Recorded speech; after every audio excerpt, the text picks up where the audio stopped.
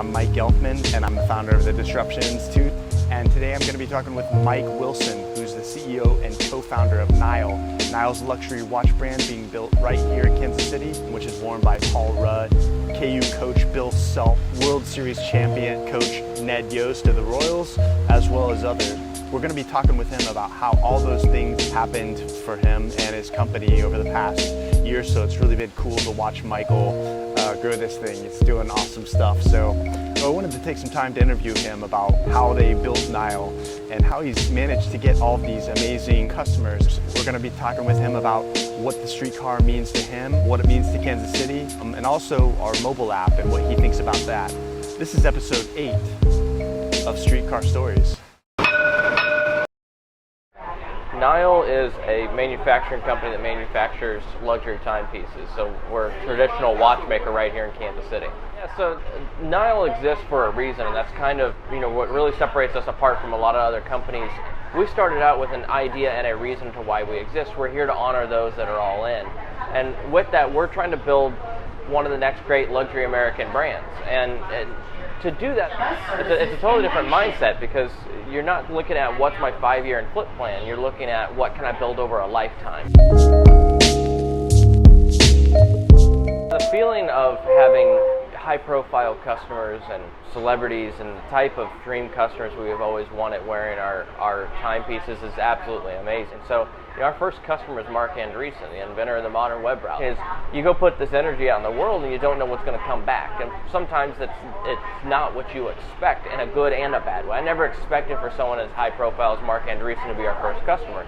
And I never expected Ned Yost, the watch that we gifted him as the coach of the Royals, to turn into such a big thing for Niall. And so our first on-the-map moment was with Ned Yost. Back in August of last year, we'd heard of an article that had just come out that said Ned Yost Apple Watch was being banned from the MLB. And so, we were sitting here thinking, well, maybe we should get Ned Yost a watch. We color matched the color of Ned Yost's jersey to the color of the watch. And we put this together, and I really just worked the phone a bunch of friends to find out how I could find my way to Ned Yost. I got a phone call back 48 hours later about us wanting to gift him a watch, and he said Ned was so overwhelmed with gratitude, he would like to invite you down to the dugout before the game next week. And so we did. Delivered him the watch, custom made, one of a kind, and it turned into something big. It turned into a World Series win. It sold a lot of watches for us, and it did a lot of good for the city. So, the Ned Yost thing is great, because we still have a relationship with Ned. We're going to be delivering him a new watch very soon, because he auctioned his World Series watch off for charity. Initially, when we launched at Big Slick Kansas City, and that involved Paul Rudd, Eric Stonestreet, Jason Sudeikis, David Koechner, and really the two people that attached to that was Paul Rudd and David Koechner. I really loved the Niall watch, and I had a chance to talk with Paul and thank him for being such an evangelist of the brand. But we developed not just from there, but Ned Yost and John Elway, and Bill Self, and a slew of others. So, one of the relationships that I really value is with Bill Self. We call him Loyal Bill around the office, because he's always wearing his Niall. No matter where he is around the world, you're going to see him with his Niall. He's just a huge fan of what we're trying to do in Kansas City.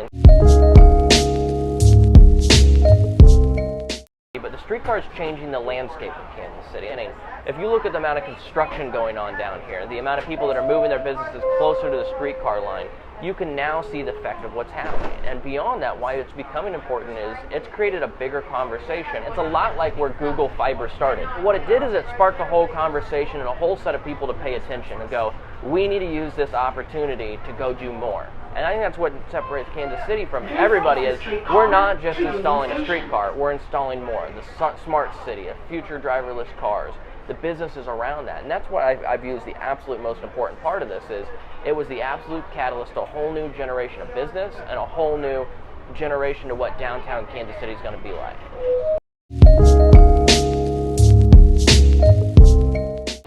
Yeah, so, what's interesting about Michael Gelfman and Disruption Institute and everything he's doing, especially with the streetcar app, is it ties together that additional piece. The streetcar by itself is interesting, but now you're having to engage like a whole new generation of entrepreneurs, young people moving downtown, and so you're actually seeing millennials moving to downtown Kansas City, and if you don't engage with them, you miss the opportunity and you miss the ability to pull them into something like the streetcar. So what Michael's done with the streetcar app is absolutely amazing. Not just from how quickly and how good looking the app has been, but from the way he's capturing and pulling people into this. And so that's what's exciting, is marrying the streetcar with technology like this. You're taking something that is actually an older technology, a streetcar, and you're combining it with something new.